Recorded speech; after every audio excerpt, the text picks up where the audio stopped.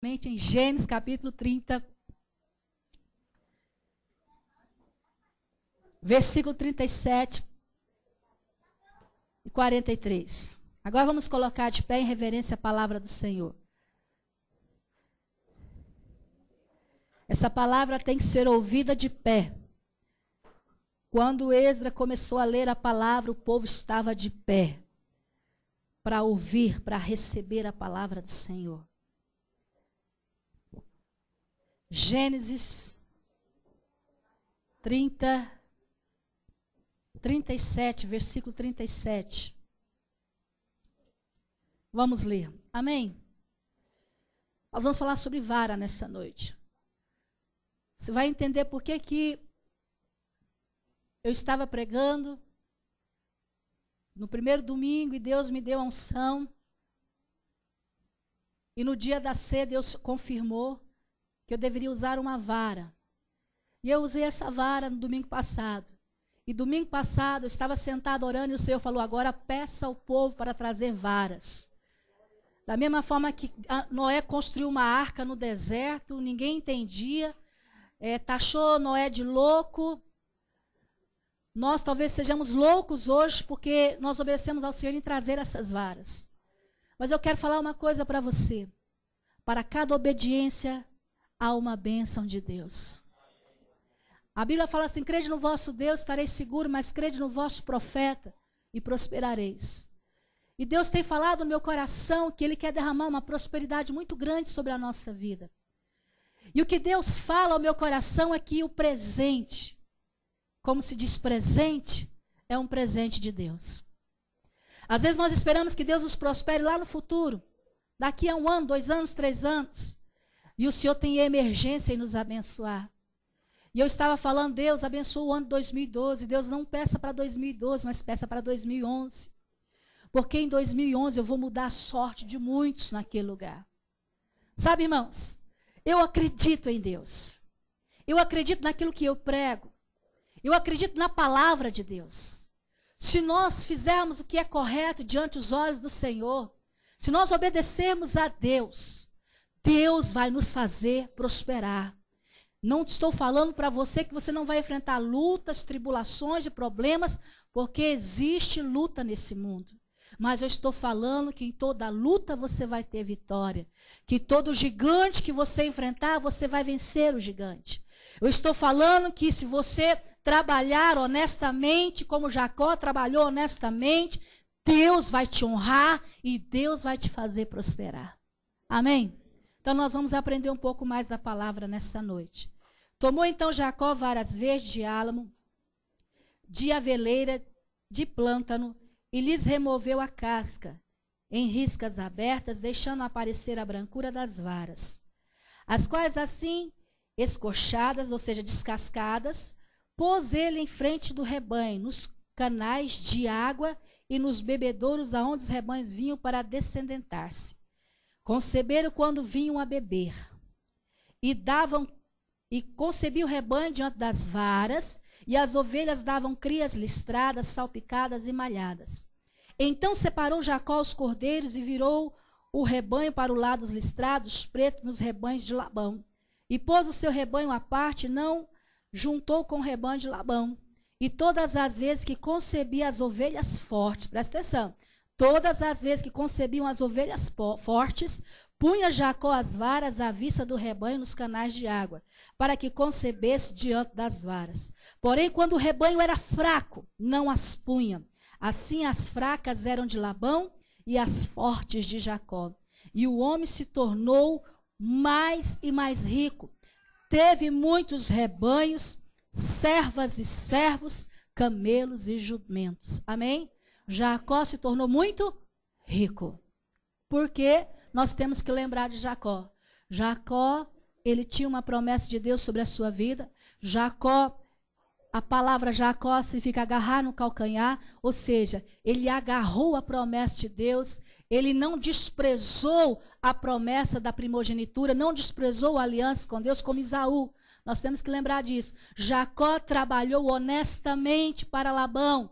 10 vezes Labão enganou Jacó. 10 vezes o Senhor abençoou a Jacó. por causa de uma promessa. E nós vamos ler essa promessa agora. Lá em Gênesis 28, versículo 13 ao 15.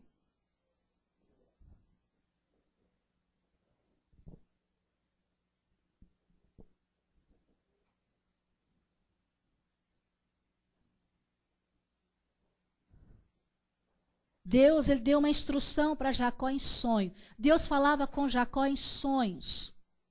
E Deus deu uma instrução para Jacó em sonhos, como ele deveria agir usando a vara, qual seria o seu salário. As salpicadas, as malhadas e as listradas seria o salário de Jacó. Olha o que está dizendo aqui. Eu sou o Deus, o Senhor Deus de Abraão, teu pai e Deus de Isaque. A terra em que agora estás deitada, eu a te darei, a ti e a tua descendência. A tua descendência será como o pó da terra, estender-se-á para o ocidente, para o oriente, para o norte e para o sul. Em ti e na tua descendência serão abençoadas todas as famílias da terra. Eis que eu estou contigo e te guardarei por onde quer que fores. E te farei voltar a esta terra, porque te não desampararei até cumprir eu aquilo que te hei referido. Despertado Jacó do seu sono, disse: na verdade o Senhor está neste lugar e eu não sabia.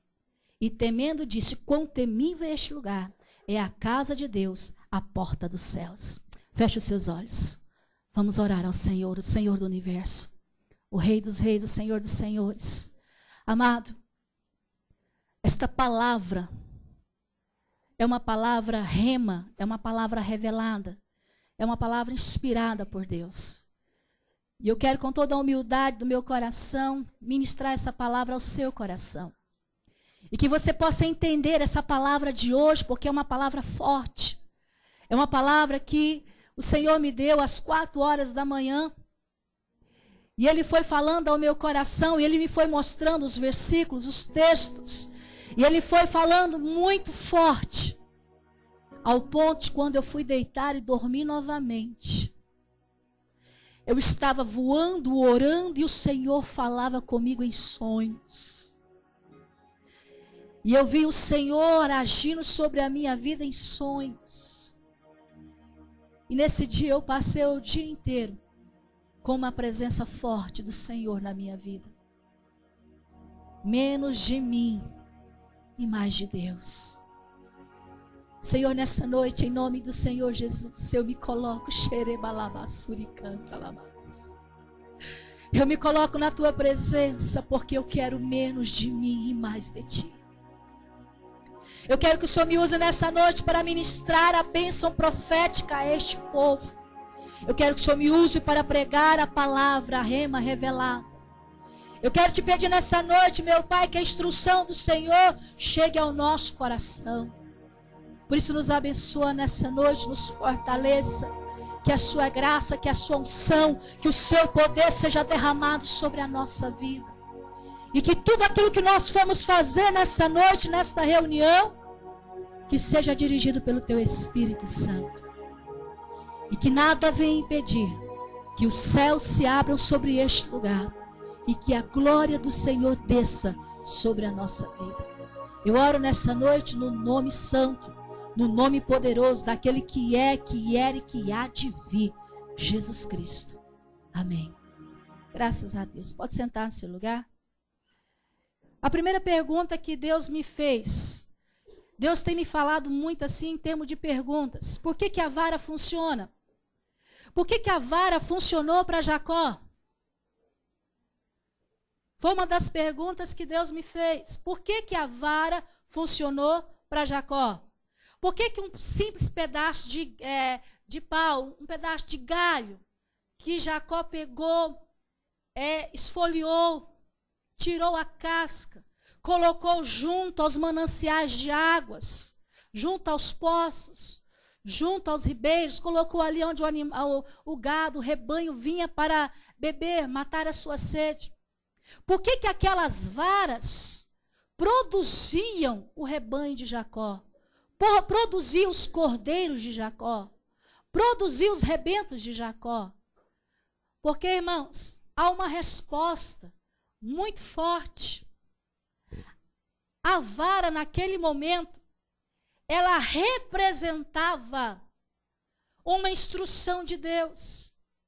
Deus havia instruído a Jacó para que ele usasse essa vara. Deus havia instruído para Jacó qual seria o seu salário. Deus havia instruído em sonhos o que Jacó deveria fazer. Outra coisa, Deus falou forte ao meu coração. A vara significava obediência. E obediência a uma aliança, a um pacto que havia entre Jacó e Deus. Irmãos, Deus, o nosso Deus é Deus de aliança. O nosso Deus, ele é um Deus de pactos. O nosso Deus havia feito uma aliança, havia feito um pacto com Jacó. E Jacó, movido pela fé em Deus, movido por esse pacto, movido por essa promessa, ele então tira essas varas. Ele coloca essas varas diante do rebanho, quando o rebanho estava para parir, quando as ovelhas estavam prenhas. E aí, quando elas vinham para parir perto do poço, das águas, as ovelhas fortes, as cabras fortes, davam o rebento forte para Jacó. Quando Jacó percebia que aquela cabra, que aquela ovelha, que aquele rebanho não ia ser algo forte, era um rebanho fraco, ele tirava as varas, porque era a instrução de Deus. E Jacó fez, porque ele sabia que dentro da obediência, dentro daquilo que Deus havia determinado, havia a bênção que ele precisava. Por 14 anos ele trabalhou por Raquel. Por 6 anos ele trabalhou para o seu sogro. 10 vezes o seu sogro o havia enganado. Deus estava com ele. Irmãos, eu amo essa promessa que Deus fez a Jacó em sonhos. Eu estarei contigo. Eu te guardarei. Eu darei essa terra à tua descendência. Você será uma nação. Havia uma promessa, havia uma aliança, e dentro desta aliança, Jacó usou a vara. Dentro desta aliança, ele usou a vara, não como algo místico, não como um amuleto, mas um ponto de contato de fé. Eu vou usar essas varas, e ele crendo, Deus vai fazer com que essas varas tragam a bênção da aliança para a minha vida, a bênção da prosperidade. Olha que coisa linda, irmãos, que eu aprendi nessa madrugada. A força do pacto estava na vara. Por quê? Porque era um símbolo da aliança, era um símbolo de obediência. Jacó estava obedecendo a Deus em tudo. Jacó obedeceu a Deus no seu voto. Jacó obedeceu a Deus em levantar um altar. Jacó obedeceu a Deus trabalhando honestamente com as mãos. Jacó, ele obedeceu ao Senhor tomando para si os prejuízos do seu sogro. Porque você olha e começa a analisar a vida de Jacó. Jacó era um homem obediente.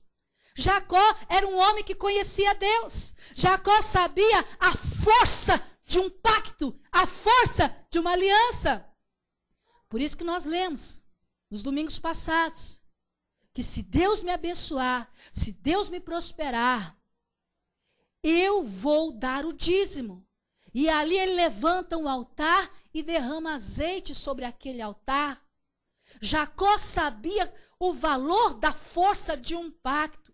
Amados, Deus é Deus de aliança. Deus, ele é Deus de pactos. Se você quebra uma aliança com o Senhor, não tem como Deus te abençoar. Se você quebra um pacto com o Senhor, não tem como Deus te abençoar. Aí eu falo para você, não adianta você fazer campanha, não adianta você fazer algo místico, algo que você acha que Deus vai trazer a bênção sobre a sua vida, se houver um pacto quebrado, se houver uma aliança quebrada.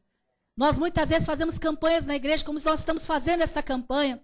Mas se você não tiver uma aliança com Deus, eu vou dizer uma coisa para você, essa vara não vai funcionar na sua vida. Essa vara não vai ter valor nenhum. Porque essa vara você tem que olhar para ela e falar: eu tenho um pacto com o Senhor, eu tenho uma aliança com o meu Deus, e eu não posso quebrar o meu pacto, eu não posso quebrar a aliança com Deus, porque Deus nunca quebrou uma aliança com o homem.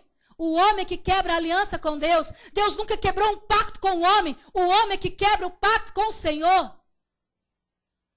E Jacó entendeu isso. A força de um pacto, a força de uma aliança. Ele sabia que se ele fosse fiel a Deus, Deus seria fiel a ele. Ele sabia que se ele honrasse a Deus, Deus honraria a ele. Ele sabia que se ele fosse testemunha de Deus, Deus testemunharia a favor dele. Eu olhando para essa palavra e Deus falando no meu coração. Por quê?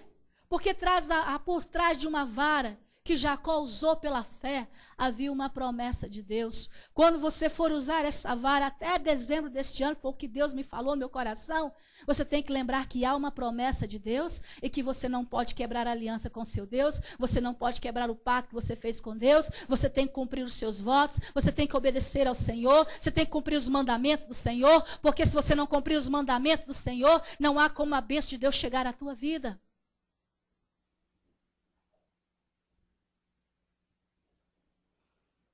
Para cada instrução do Senhor, existe uma bênção que Deus quer nos dar.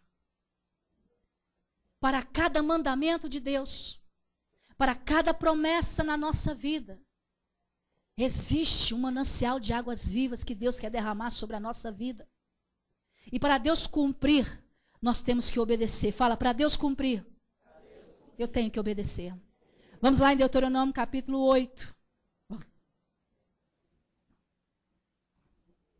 Estamos falando da força do pacto, da força da aliança. Deuteronômio capítulo 8.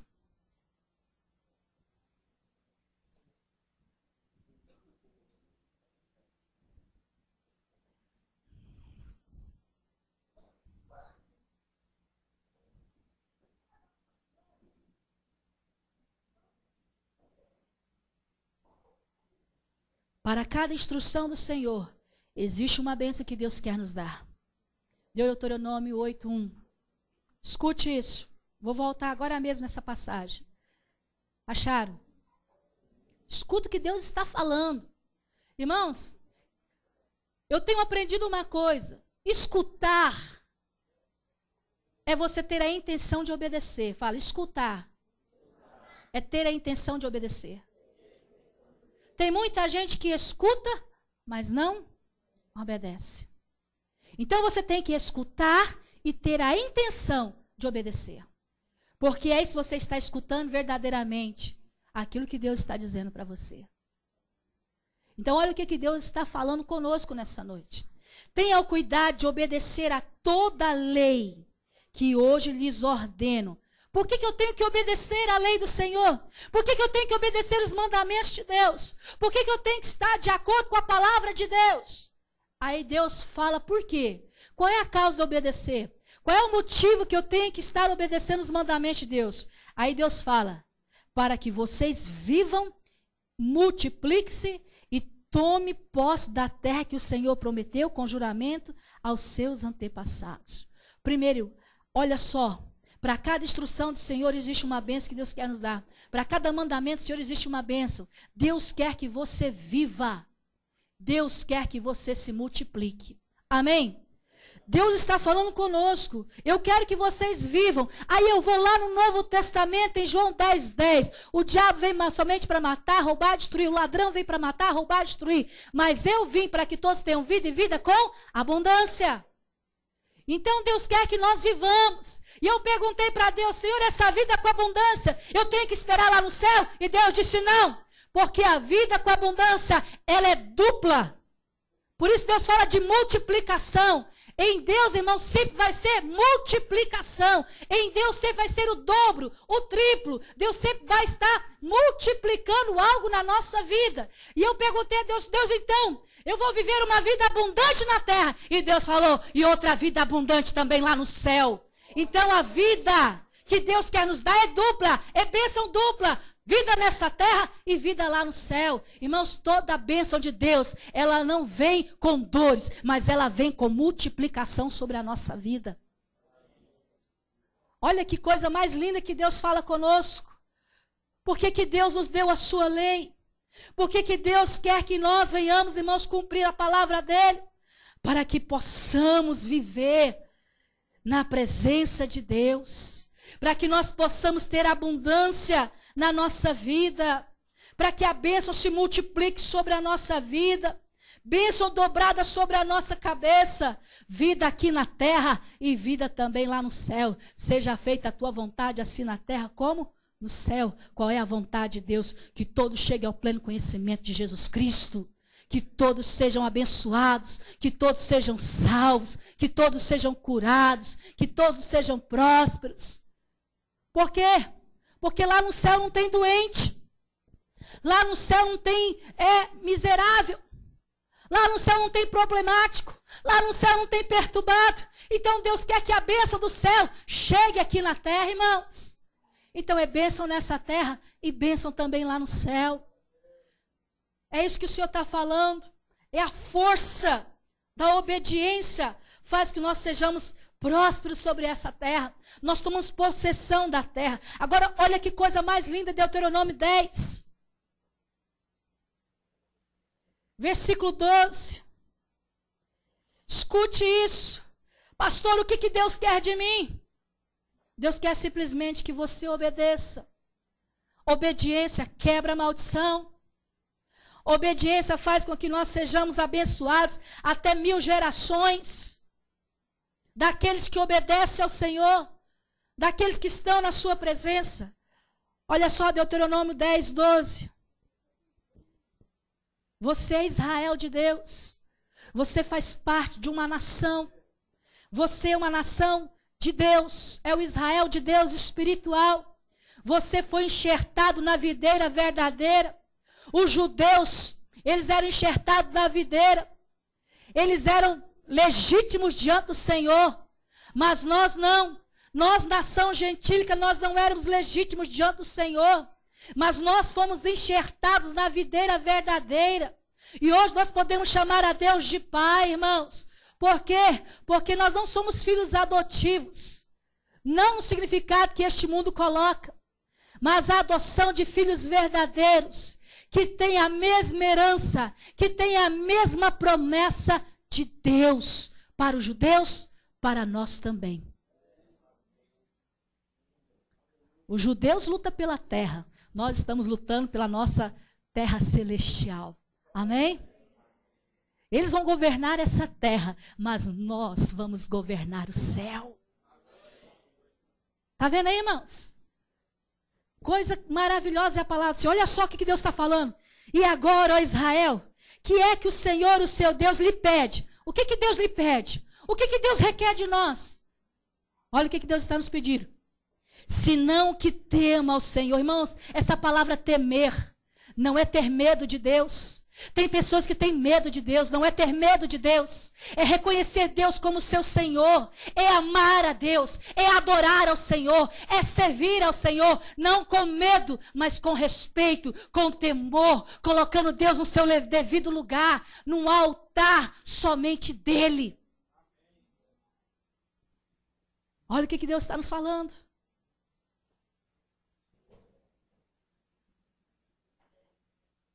O seu Deus, que ande em todos os seus caminhos. Irmão, nós temos que andar em todos os caminhos do Senhor. Há caminhos que para o homem parecem caminhos de vida, mas são caminhos de morte. Mas os caminhos do Senhor nos levam à vida. Que o ame, que você ame a Deus. Acima de todas as coisas na sua vida.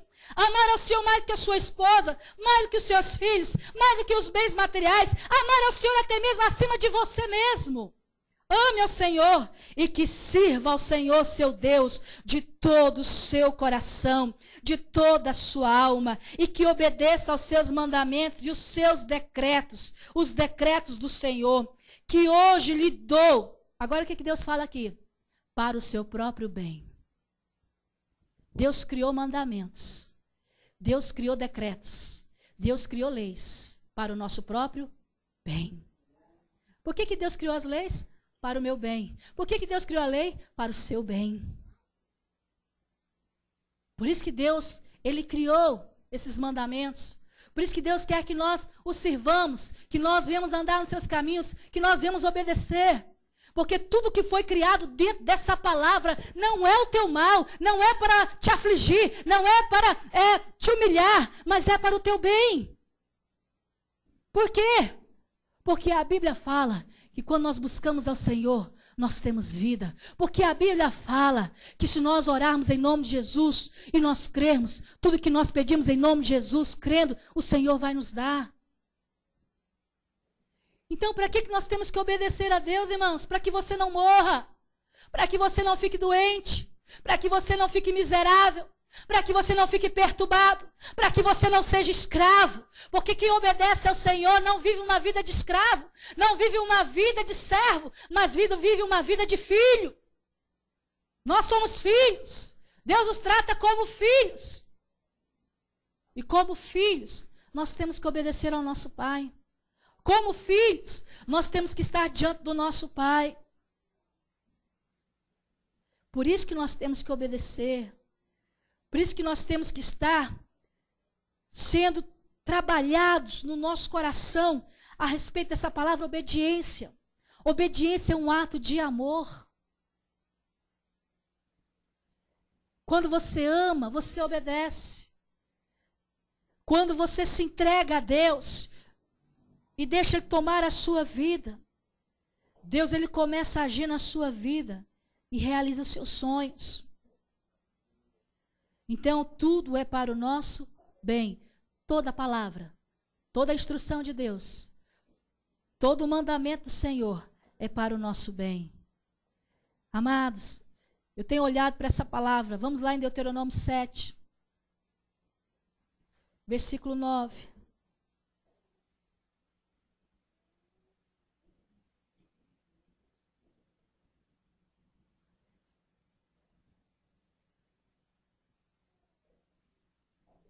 Saiba, portanto, que o Senhor, seu Deus, é Deus.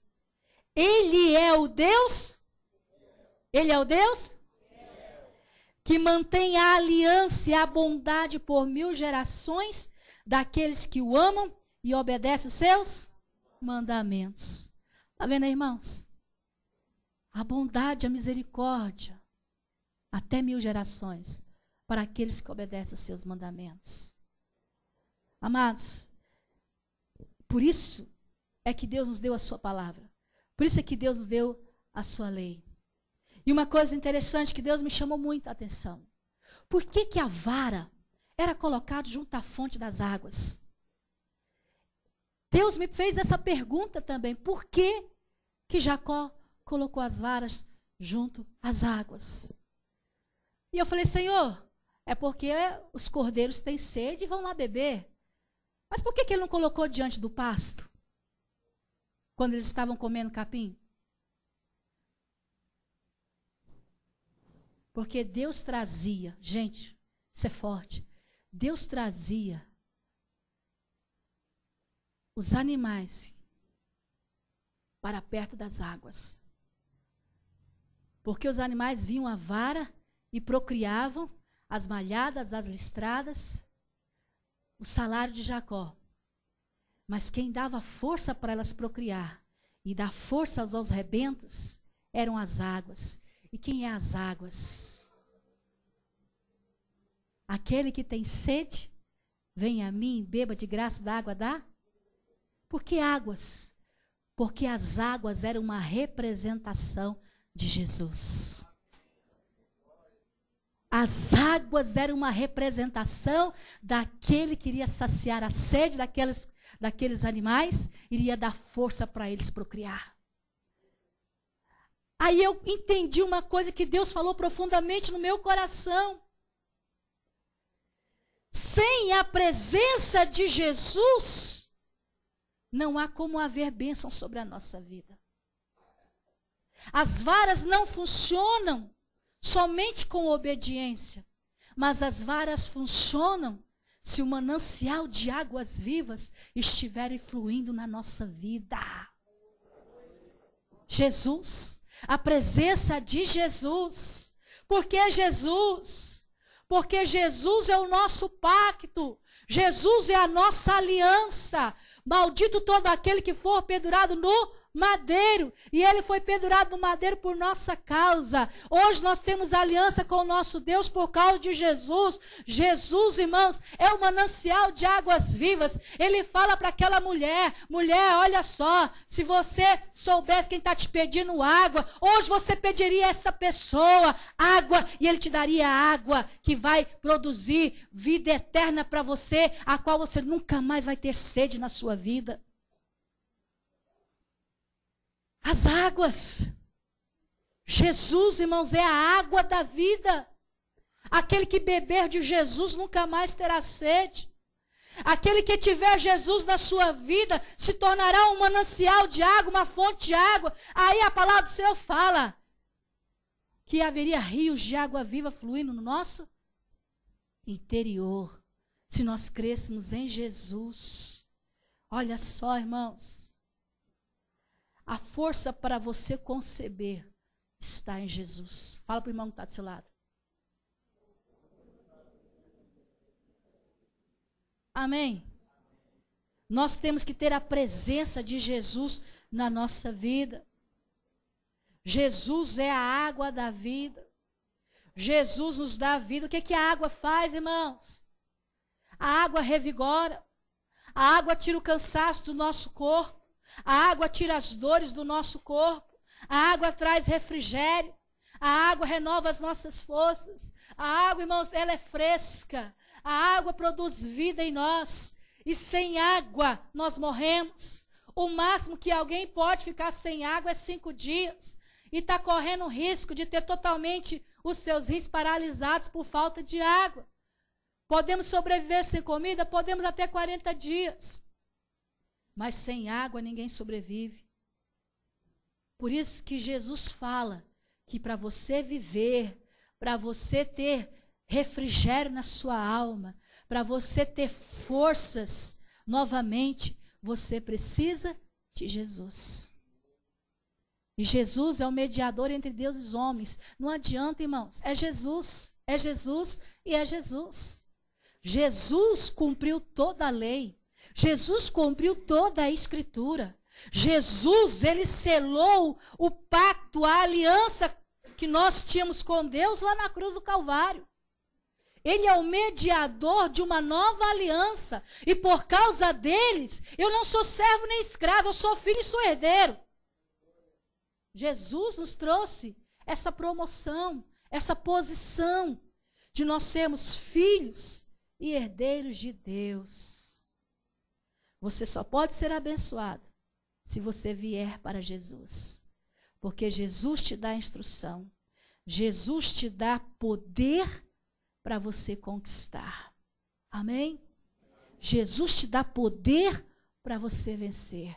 Por isso que Paulo fala, tudo posso naquele que me fortalece. Quem é que me fortalece? Jesus. Jesus me fortalece. Por isso que cada palavra que eu pronuncio vem com a força de Jesus, que é o quê? O meu mediador, o meu intercessor, o meu advogado, o meu Senhor, o meu Rei. E a Bíblia fala que tudo que foi feito por causa de Jesus, e sem Jesus, nada poderia ser feito sobre essa terra, nem mesmo no universo.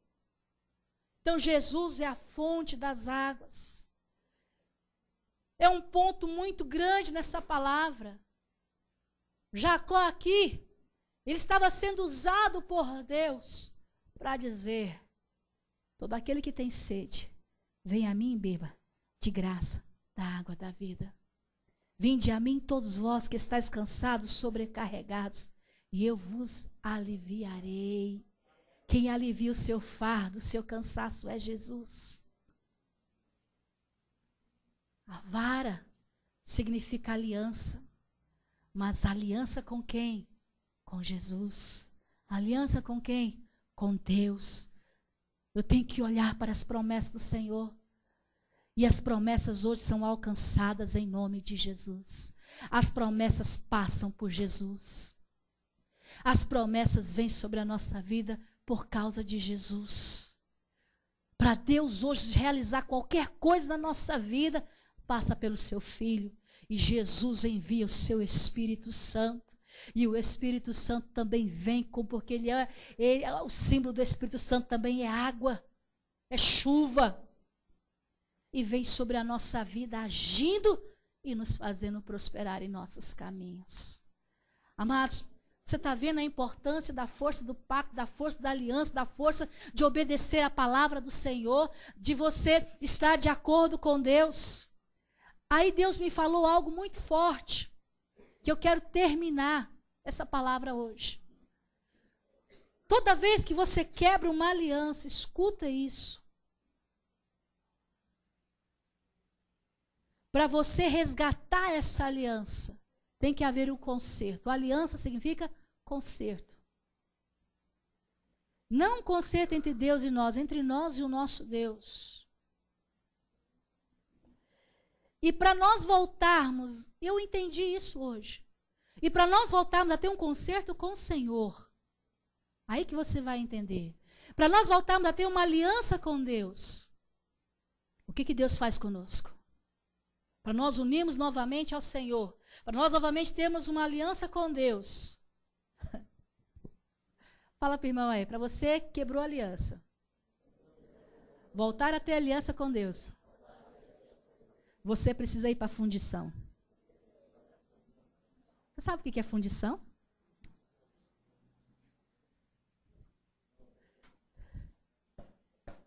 Vou terminar com isso aqui. Vou terminar com coisa boa, não. Vou terminar com a coisa que você tem que parar para pensar. Você vai ter que voltar para a fundição.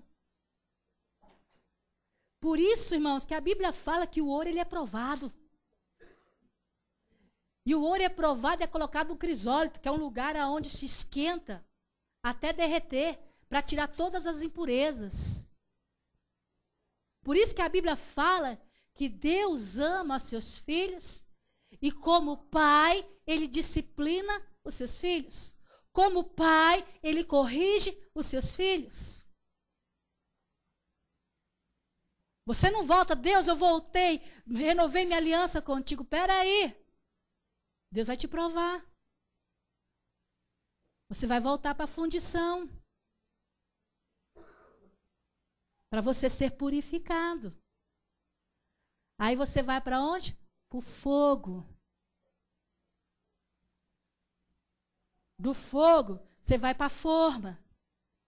Joga a água na forma para esfriar. De repente, é tirado da forma e vai ser lixado pelo ourives. É o mesmo processo que Deus faz com o ouro, com a prata, Deus faz conosco. Quando se quebra uma aliança para resgatar a unção, para restaurar, você entra num processo de purificação. Você entra num processo, talvez, de humilhação, de disciplina, num processo de prova, para você ficar bem purificado. Às vezes nós não entendemos isso e perguntamos, por que Deus não me abençoou? Porque você talvez quebrou um pacto. Por que tanta luta? Porque talvez você está precisando ser purificado. Então, o mais importante que eu tomo nessa lição é que eu nunca devo quebrar uma aliança com Deus. Eu nunca devo quebrar o meu pacto com o Senhor. Eu nunca devo desobedecer o mandamento de Deus.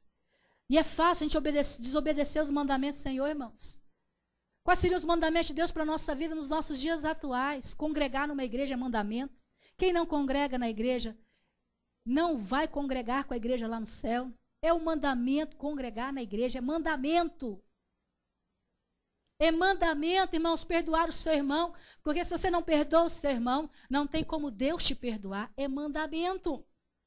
É mandamento. Você casou, ficar a vida inteira com esse cônjuge. É mandamento.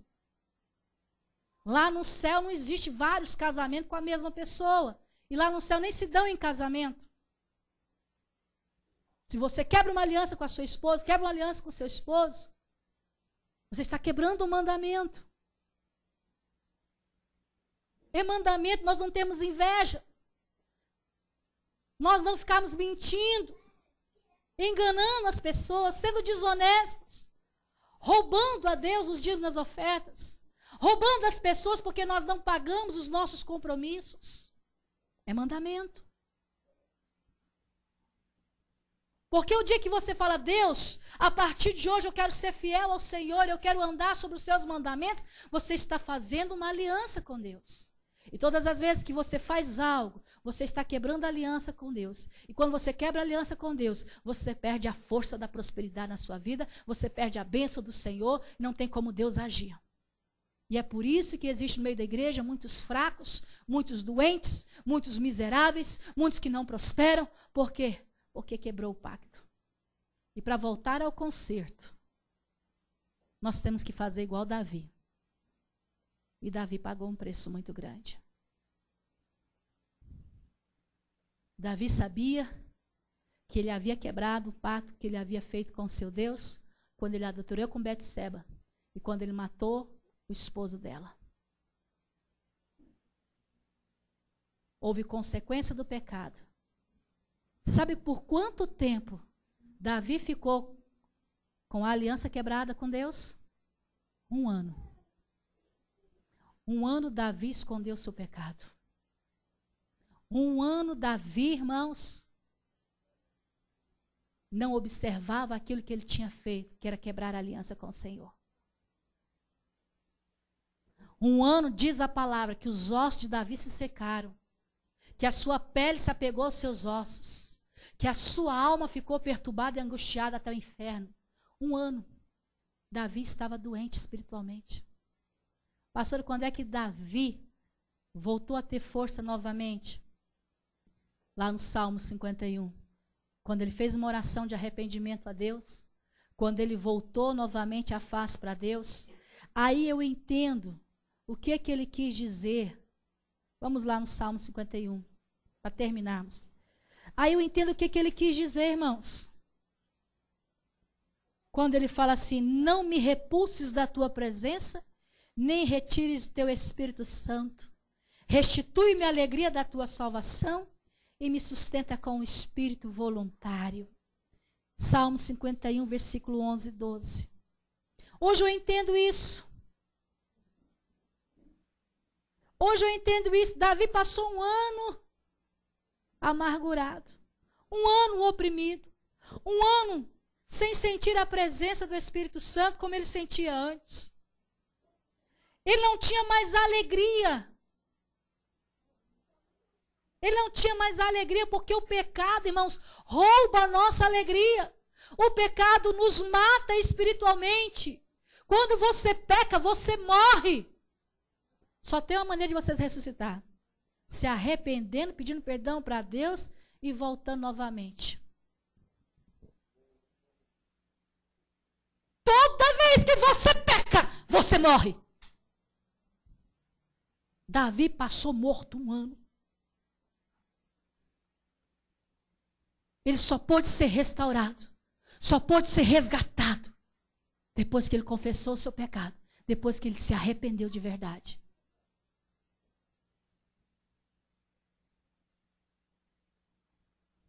Por isso ele fala isso aqui.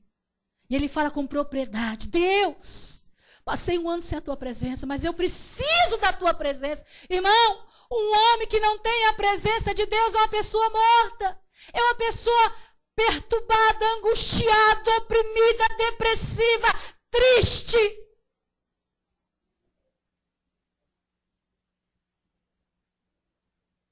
Não retire de mim o teu Espírito Santo. Davi tinha uma intimidade com o Espírito Santo de Deus. E ele já não tinha mais aquela intimidade. Ele faz um clamor a Deus aqui, irmãos. Ele clama lá da sua alma, do fundo do seu coração, pedindo a Deus para restituir, trazer de volta o que ele havia perdido. Ele havia perdido a comunhão com Deus. Ele havia perdido a unção do Espírito Santo. Ele pediu para trazer de volta. Deus, traga de volta. Eu quero resgatar a alegria da salvação. Porque ele havia perdido a salvação, irmãos. Eu não posso quebrar um pacto com meu Senhor. Eu não posso quebrar aliança com Deus. Eu não posso pecar. E se eu pecar, eu tenho que me arrepender. E abandonar o pecado e voltar-me novamente para Deus. Porque senão eu vou ficar oprimida, angustiada, cadeias de morte vão me prender, laços do passarinheiro. E em vez de ser livre, vou me tornar novamente escravo.